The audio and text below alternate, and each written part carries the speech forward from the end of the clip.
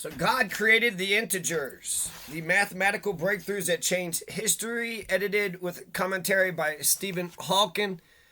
God created the integers, all the rest is the work of man. Leopold Kronecker. Leopold Kronecker. God created the integers, all the rest is the work of man. I don't believe there's a God at all. I mean, because there isn't. There's no evidence for it, and you're a dumbass piece of shit if you fucking believe in that dumb shit. But I do use the rhetoric of religion, and math is the language of God. And I think Creole is, to a lesser extent, maybe Slovenian, Czech, I don't know. But God created the integers, the mathematical breakthroughs that changed history. Introduction. We are lucky to live in an age in which we are still making discoveries. It is like the discovery of America. You only discover it once. The age in which we live is the age in which we are discovering the fundamental laws of nature. That's American physicist Richard Feynman. And the Feynman Square, Richard Feynman, spoken in 1964, showcasing excerpts from 31 of the most important works in the history of mathematics, 4 of which have been translated into English for the very first time. This book is a celebration of the mathematicians who helped move us forward in our understanding of the world and who paved the way for our current age of science and technology. Over the centuries, the efforts of these mathematicians have helped the human race to achieve great insight into nature, such as the realization that the earth is round, that the same force that causes an apple to fall here on earth is also responsible for the motions of the heavenly bodies, that space is finite, not eternal, that time and space are intertwined and warped by matter and energy, and that the future can only be determined probabilistically. Such revolutions in the way we perceive the world have always gone hand in hand with revolutions in mathematical thought. Isaac Newton could never have formulated his laws without the analytic geometry of René Descartes and Newton's own invention of calculus. It's hard to imagine the development of either electrodynamics or quantum theory without the methods of Jean-Baptiste Joseph Fourier, or the work on calculus and the theory of complex functions pioneered by Carl Friedrich Gauss and Augustin Louis Cauchy.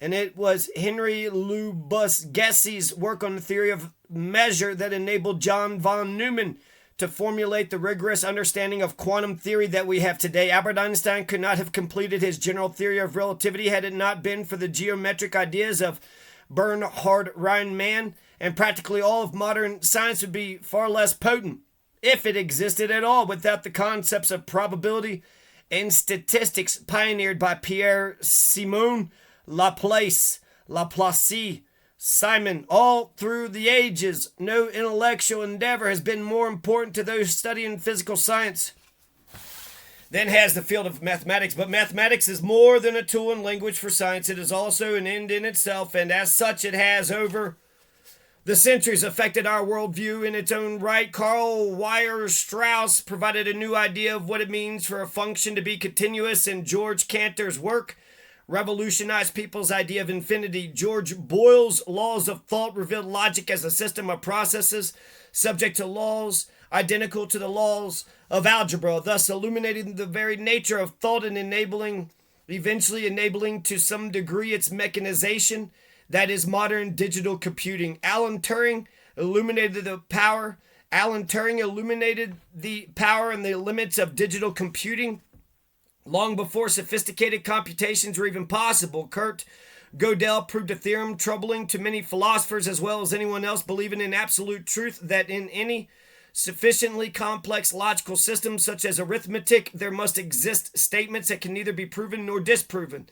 And if that weren't bad enough, he also showed that the question of whether the system itself is logically consistent cannot be proven within the system. This fascinating volume presents all these and other groundbreaking developments, the central ideas in 25 centuries of mathematics, employing the original text to trace the evolution and sometimes revolution in mathematical thinking from its beginnings to today. Though the first work presented here is that of Euclid, 300 BC, the Egyptians and Babylonians had developed an impressive ability to perform mathematical calculations. As early as 3500 BC, the Egyptians employed this skill to build the Great Pyramids and to accomplish other impressive ends, but their computations lacked one quality considered essential to mathematics ever since: rigor. For example, the ancient Egyptians equated the area of a circle to the area of a square whose sides were 8/9 the diameter of the circle. This method amounts to employing a value of the mathematical constant pi that is equal to 256/81. In one sense, this is impressive. It is only about 1/2 of 1% off of the exact answer, but in another sense, it's completely wrong. Why worry about an error of 1/2 of 1%? Because the Egyptian approximation overlooks one of the deep and fundamental mathematical properties of the true number pi, that it cannot be written as any fraction. That is a matter of principle, unrelated to any issue of mere quantitative accuracy. The irrationality of pi wasn't proved until the late 18th century. The early Greeks did discover that numbers existed which could not be written as fractions, and this was both puzzling and shocking to them. This was the brilliance of the Greeks, to recognize the importance of principle plura in mathematics, and that is that in its essence, mathematics is a subject in which one begins with a set of concepts and rules and then rigorously works out their precise consequences. Euclid detailed the Greek understanding of geometry and his elements in Alexandria around 300 BC. In the ensuing centuries, the Greeks made great strides in both algebra and geometry. Archimedes, the greatest mathematician of antiquity, studied the properties of geometric shapes and created ingenious methods of finding areas and volumes and new approximations for pi. Another Alexandrian, Diophantus, looking over the clutter of words and numbers and algebraic problems, saw that an abstraction could be a great simplification, and so Diophantus took the first step towards introducing symbolism into algebra. Over a millennium later, Frenchman René Descartes united the two fields, geometry and algebra, with his creation of analytic geometry. His work paved the way for Isaac Newton to invent calculus, and with it a new way of doing science. Since Newton's day, the pace of mathematical innovation has almost been frenetic, as the fundamental mathematical fields of algebra, geometry, and calculus, or function theory, have fed on and in turn nourished one another, yielding insights into applications as diverse as probability, numbers, and the theory of heat.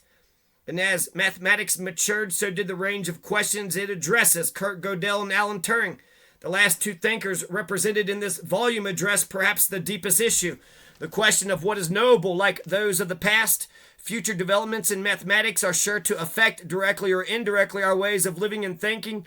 The wonders of the ancient world were physical, like the pyramids in Egypt. As this volume illustrates, the greatest wonder of the modern world is our own understanding. Euclid.